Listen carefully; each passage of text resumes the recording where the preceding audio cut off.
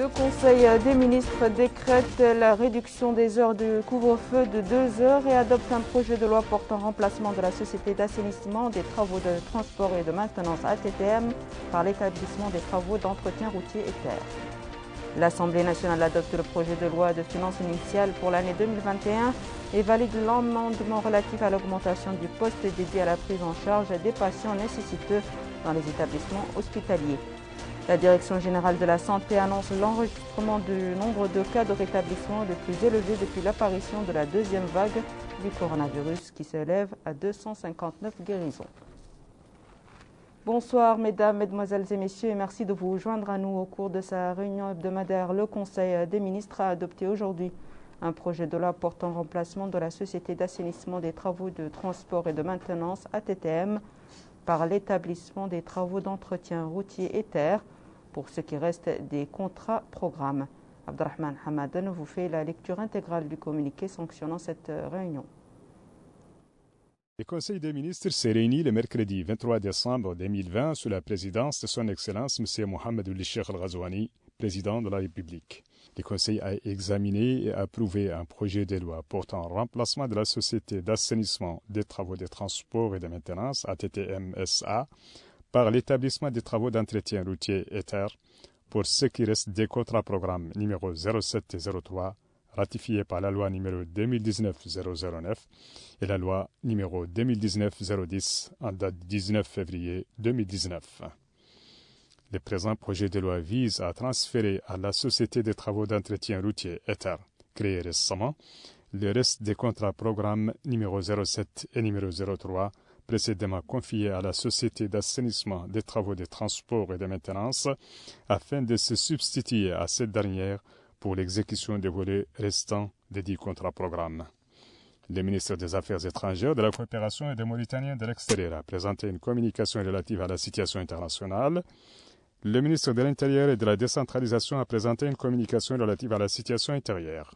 Le ministre de la fonction publique, du travail et de la modernisation de l'administration et le ministre secrétaire général du gouvernement ont présenté une communication conjointe relative au lancement d'un programme de renforcement des capacités des ressources humaines de l'État.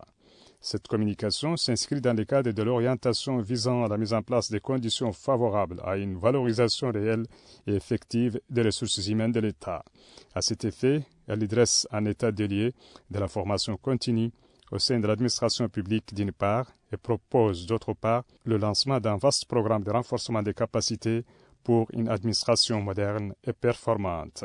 Dans un souci d'allègement de l'impact négatif des mesures de précaution sanitaire sur les populations, le Conseil des ministres a décidé la réduction des heures de couvre-feu qui doit être observée désormais de 20 h à 6 h du matin sur toute l'étendue du territoire national à compter de ce jour. Il a également décidé la reprise du travail dans les administrations publiques suivant l'horaire habituel. Enfin, le Conseil a pris les mesures individuelles suivantes. Ministère de la Justice, cabinet du ministre, chargé de mission, Adou Elbebana, magistrat, précédemment président de la Chambre commerciale. Inspection générale de l'administration pénitentiaire, inspecteur Brahim Regad, précédemment greffier en chef à la Cour de la wilaya de Nouakchott-Ouest. Administration centrale, direction des études de la législation et de la coopération, directeur Haroun Ammar Iderbi, magistrat. Précédemment, substitut du procureur général près la Cour d'appel. Substitut du procureur général près la Cour d'appel. Directeur adjoint, Ahmed Mohamed El Mustafa Hadj. Précédemment, greffier en chef à la Cour suprême. Direction des affaires civiles et dissous, directeur adjoint, Ngaïda Abdullah, greffier en chef, précédemment chef de service. Établissement public, centre d'accueil et de réinsertion des enfants en conflit avec la loi, directeur, Sidi Mohamed Oulbaidi, précédemment conseiller juridique au ministère de l'Intérieur et de la décentralisation. Ministère de l'Environnement et du Développement durable, cabinet du ministre, chargé des missions, Sidi Oulal Ouaimin, précédemment directeur des pollutions et des urgences environnementales au même ministère. Conseiller technique chargé des affaires juridiques, Ahmed Ould Zain, titulaire d'un DA en droit. Conseiller technique chargé de la coopération et des partenariats, Mohamed Yahya Ould Afdal, précédemment chargé de mission au même ministère. Administration centrale, direction de la planification, de la coordination et des statistiques. Directeur adjoint, Mohamed Abdallahi Ould Selem. Précédemment, directeur adjoint du contrôle environnemental au même ministère. Direction de la protection et de la restauration des espèces et des milieux. Directeur Adnan Ould Boubakar, ingénieur d'État en sciences forestières et master en système d'information localisé. Directeur adjoint, Djibril Ly, précédemment chef de service au Parc national du Bandarga. Direction de l'évaluation et du contrôle environnemental, directeur Cheikh Touradoul Mohamed Saadbou, titulaire d'un MBA en développement durable. Directrice adjointe, Khadijet Toussana, précédemment chef service évaluation environnementale au même ministère. Direction de la réglementation et des accords multilatéraux, directeur Bamoussa, doctorat en droit, précédemment conseiller juridique au même ministère. Direction climat et économie verte, directeur Sidi Mohamed Louavi, précédemment coordinateur de la cellule changement climatique au même ministère. Directeur adjoint Mohamedou Mamoudou Saou, titulaire d'un doctorat en agrosystème et environnement. Établissement public, Parc national d'Aouleigat, directeur adjoint Mokhtar Ould Dadda, précédemment coordinateur des projets au même ministère. Agence nationale de la Grande Muraille Verte, directeur Mohamed Legra Mohamed Hussein, titulaire d'un doctorat en biologie et d'un master écologie et système sahélien. Les résultats de ce Conseil des ministres ont été commentés par le ministre de l'Enseignement supérieur, de la Recherche scientifique, des technologies de l'information et de la communication, porte-parole du gouvernement, Sidi Ould Selem, et ses homologues de la fonction publique du travail et de la modernisation de l'administration, Kamara Saloum Mohamed, et celui de l'équipement et des transports, Mohamed Ould Ahmed Ould Mhamid, lors d'un point de presse tenu cet après-midi.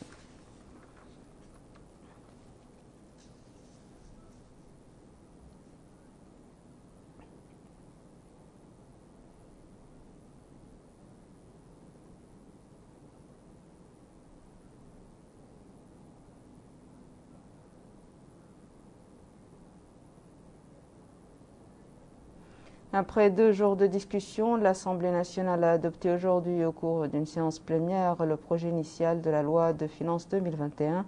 Ce projet de loi de finances initiale intervient dans un contexte national et international caractérisé par la pandémie du Covid-19 qui a ébranlé le monde et son économie. Bokar Bailaba. Ce projet de loi de finances initiale intervient dans un contexte national et international caractérisé par la pandémie de Covid-19. La séance plénière a été présidée par Cheikh Ould Beya, président de l'Assemblée nationale. Dans leurs interventions, les députés ont suggéré l'organisation de certaines sessions de formation en faveur de l'ensemble des intervenants dans le cadre du processus budgétaire pour leur permettre de mieux comprendre les techniques de conception et d'exploitation du budget programme et de se faire assister par des expertises techniques. Ils ont également insisté sur la fermeté et la transparence dans la gestion des biens publics et dans la conclusion et l'attribution des marchés. Au sujet de la politique domaniale, ils ont relevé l'intérêt pour cette politique de refléter l'appartenance effective des terres à l'État, assurant l'égalité des chances quant à l'accès à la propriété foncière dans les domaines urbains et ruraux. Ils ont proposé de renforcer les programmes à caractère social, en particulier ceux relatifs aux conditions particulières telles les pandémies et les catastrophes naturelles et la mise en place d'un dispositif capable de prévenir ces fléaux. Par ailleurs, ils ont demandé l'amélioration des conditions de vie des fonctionnaires de l'État, le respect des textes en matière de recrutement, de nomination et de promotion, l'instauration du principe de la récompense et de la sanction et l'ancrage du dialogue avec les syndicats et les partenaires. Et dans son intervention, le ministre des Finances, Mohamed Lamine Ould Dhahabi, a présenté un exposé sur les circonstances dans lesquelles le projet de loi de finances initiale pour 2021 a été élaboré, notant qu'il s'inscrit dans un contexte international marqué par la pandémie du coronavirus. Il a expliqué que la justice sociale est en tête du projet de loi de finances pour l'année 2021. Il a ajouté que le projet de loi vise à renforcer les interventions des programmes sociaux et poursuivre l'inclusion économique en offrant des opportunités de vie décentes, en soutenant le pouvoir d'achat des groupes les plus vulnérables, en investissant dans le capital humain, et en modernisant les filets de protection sociale tout en assurant la sécurité alimentaire. Il a souligné que le projet de loi vise aussi à développer l'infrastructure économique et sociale, augmenter la valeur ajoutée des ressources locales, diversifier le tissu économique et promouvoir l'industrie, l'innovation et la recherche scientifique. Le ministre des Finances a précisé que la programmation des projets de développement dans le cadre de ce budget bénéficiera aux différentes wilayas du pays en se concentrant notamment sur les projets qui seront mis en œuvre dans les domaines de l'éducation, de la santé et des infrastructures routières. Au terme des discussions, les députés ont adopté le projet de loi de finances initiale pour l'année 2021. La ministre du Commerce, de l'Industrie et du Tourisme, Mme Nahmed Hamdoul Mouknas, a participé aujourd'hui par visioconférence aux travaux de la 23e session du Conseil des ministres arabes du tourisme qui se déroule à Manama, au Bahreïn. Les ministres ont discuté de plusieurs sujets portant sur la formation des ressources humaines dans le domaine du tourisme dans les pays arabes, la stratégie arabe en matière de sécurité touristique, l'organisation d'une réunion conjointe entre les ministres arabes de l'Intérieur et du Tourisme, ainsi que l'appui du tourisme dans l'État de Palestine et la préparation de l'étude d'une vision stratégique et d'un plan d'action en vue de l'organisation d'un forum économique arabe du tourisme. Notons que la Mauritanie a été élue en 2015 membre du Conseil exécutif de l'Organisation arabe du tourisme. Direction Nouadhibou, le président de l'autorité de la zone franche de Nouadhibou, M. Mohamed Ali Sidi Mohamed, a visité aujourd'hui l'inspection régionale des domaines. Le président de l'autorité de la zone franche s'est rendu dans les différents services de l'inspection concernés par l'attribution des permis d'occuper et des titres fonciers de terrains lotis imprimés pour la première fois en arabe. Bokar Bailaba. Le président de l'autorité de la zone franche de Nouadhibou, Mohamed Ali Ould Sidi Mohamed, s'est rendu dans les différents services de l'inspection concernés par l'attribution des permis d'occuper et des titres fonciers de terrain lotis. Sur place, il a été édifié sur le fonctionnement de cette administration publique. Comme son nom l'indique, l'inspection générale du domaine exerce des activités d'inspection de la gestion du domaine immobilier de l'État, la conservation des propriétés foncières et des hypothèques, entre autres. Mohamed Ali Ould Sidi Mohamed a donné des instructions aux employés pour accélérer les procédures afin de rapprocher l'administration des citoyens. L'inspection régionale des domaines de Nouadhibou couvre les activités de la direction dans la wilaya. Elle est dirigée par un inspecteur régional. Amar Ahmed Boubacar est conservateur de la propriété foncière et des hypothèques, exprime sa satisfaction après la visite du président de l'autorité de la zone franche de Nouadhibou, qui a permis selon lui de passer en revue les acquis et les obstacles, rappelant que l'inspection générale des domaines assure un grand rôle dans une ville érigée désormais en zone franche. Rappelons que l'objectif stratégique majeur visé à travers la zone franche de Nouadhibou est de faire la ville une destination privilégiée tant pour les investisseurs internationaux que pour les opérateurs nationaux. Je vous laisse à présent suivre la rediffusion de l'essentiel du point de presse quotidien du ministère de la Santé portant sur la dernière situation de la pandémie du Covid-19. 99 nouveaux cas ont été enregistrés, dont 56 cas parmi les contacts et 143 cas communautaires et 0 cas importés. 259 nouvelles guérisons ont été enregistrées durant les dernières 24 heures et malheureusement 7 nouveaux décès. Depuis le début de la pandémie, un cumul de 12 944 cas positifs ont été enregistrés, dont 8 693 parmi les contacts et 4 066 communautaires, 185 cas importés. Le cumul de guérison depuis le début de la pandémie est de 9 264 et malheureusement un cumul de décès de 297 a été enregistré.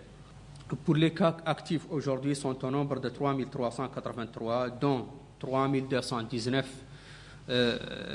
asymptomatiques, 103 avec des symptômes légers et 61 avec une situation clinique critique. Pour la distribution des nouveaux cas par Muqata'a, 4 ont été enregistrés à Nema, 2 à Timbedra, 2 à La'youn, 2 à Tintan, un nouveau cas à Kifa, 1 à Rosso, 1 à Chami, 4 à Nouadhibou, 1 à Selibabi, 1 à Zouarat, 1 à Akjoujet, 17 nouveaux cas à Luxor, 3 à Sebkha, 68 à Tevrak Zeyna, 9 à Dar Naïm, 38 nouveaux cas à Tayaret, 12 à Toujounine, 15 à Arafat, 10 à Mina et 7 nouveaux cas dans la Muqata'a de Riyad. 1775 tests ont été réalisés durant les dernières 24 heures, dont 327 tests de suivi et 1448 tests de diagnostic, distribués sur 914 tests rapides TDR et 534 PCR. Pour la distribution des tests par wilaya, 77 ont été réalisés à Haut Sharqi, 63 à Haut al-Gharbi, 92 à la Saba, 21 au Gorgol, 42 au Brakna, 49 au Trarza, 25 à l'Adrar, 50 à Dakhlet Nouadhibou, 13 au Tagan, 35 à Guidimaka, 15 à Tirzamour, 78 nouveaux tests ont été réalisés à Linchiri, 904 à Nouakchott-Ouest, 201 à Nouakchott-Nord et 110 tests ont été réalisés à Nouakchott-Sud. Aussi, le cumul de tests réalisés depuis le début de la pandémie est de 137 218, dont 19 707 tests de suivi et 117 511 tests de diagnostic, distribués sur 94 646 tests rapides TDR et 22 865 tests PCR. Le ministère des Affaires sociales, de l'enfance et de la famille a lancé aujourd'hui à Nouakchott une campagne de sensibilisation pour prévenir la menace du Covid-19 à l'intention des coopératives féminines qui travaillent avec les délégations régionales du département dans les 3 wilayas de la capitale. Le secteur des affaires sociales de l'enfance et de la famille continue de poursuivre ses campagnes de sensibilisation sur la gravité de la pandémie de Covid-19. Ces campagnes couvrent les 3 wilayas de Nouakchott. La wilaya de Nouakchott-Ouest a constitué le point de départ d'une série d'activités de sensibilisation ciblant les catégories sociales vulnérables. À ces activités participent activement les coopératives féminines. Le Wali Moussaïd de Nouakchott-Ouest, M. Khiyar Hummoul Mustafa, a souligné l'importance de la campagne qui s'inscrit dans le cadre des efforts de la wilaya pour faire face à la deuxième vague de la pandémie de Covid-19. La campagne vise à soutenir les franges les plus vulnérables et à mobiliser les citoyens pour freiner la propagation de la pandémie, a-t-il ajouté. Madame Saïda Mtelhaoumi, coordinatrice régionale du ministère des Affaires sociales, de l'enfance et de la famille, a remercié les représentantes des coopératives pour le rôle important qu'elles jouent dans ce domaine, soulignant la poursuite des efforts et l'intensification des campagnes de sensibilisation. Pour sa part, le conseiller du Wali de Nouakchott-Nord en charge des affaires juridiques et administratives, M. Mahfoud Oulhaddemin Oulbou, a affirmé que le début de cette campagne s'inscrit dans le cadre des efforts déployés par les plus hautes autorités du pays pour faire face à la deuxième vague de Covid-19, soulignant que cette campagne vise principalement les coopératives féminines pour les aider à jouer leur rôle, à savoir la prise de conscience et la sensibilisation sur la gravité de cette pandémie. La coordinatrice régionale du ministère des Affaires sociales dans la wilaya de Nouakchott-Nord, Mme Al-Qallaouia Mohamed Khatri, a rappelé que la campagne aidera les associations féminines à accompagner les efforts visant à réduire les répercussions de la deuxième vague de la pandémie. Elle a souligné que cette campagne cible les groupes les plus vulnérables en exhortant les bénéficiaires à redoubler d'efforts pour participer activement à la réponse à la deuxième vague de Covid-19.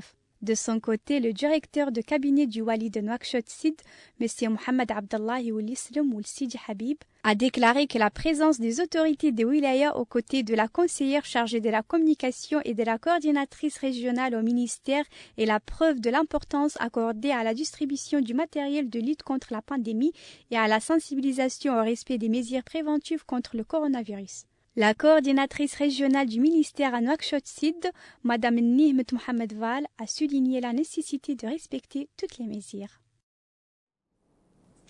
Le forum des oulémas mauritaniens et africains organisé par visioconférence mercredi à Nouakchott, le premier colloque scientifique sous le thème « Le phénomène de la violence domestique et les défis de la famille dans le contexte de la pandémie du Covid-19 ».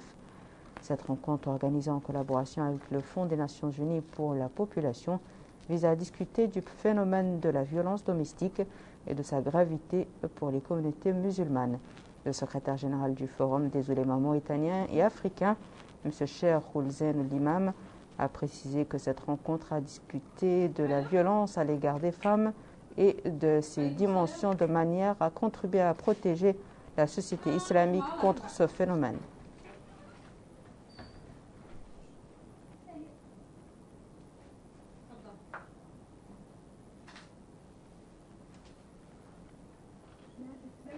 Voici à présent, mesdames et messieurs, le rappel des titres.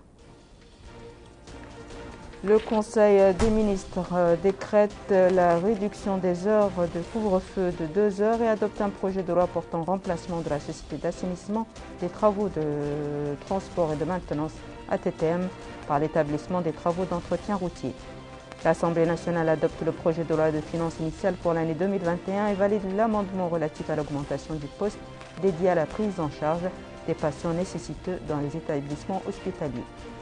La Direction générale de la santé annonce l'enregistrement du nombre de cas de rétablissement les plus élevés depuis l'apparition de la deuxième vague du coronavirus qui s'élève à 259 guérisons. C'est la fin de ce journal, mesdames et messieurs. Merci à vous de nous avoir suivis. Merci de votre fidélité. Je vous souhaite une excellente suite de programme sur le Mauritania.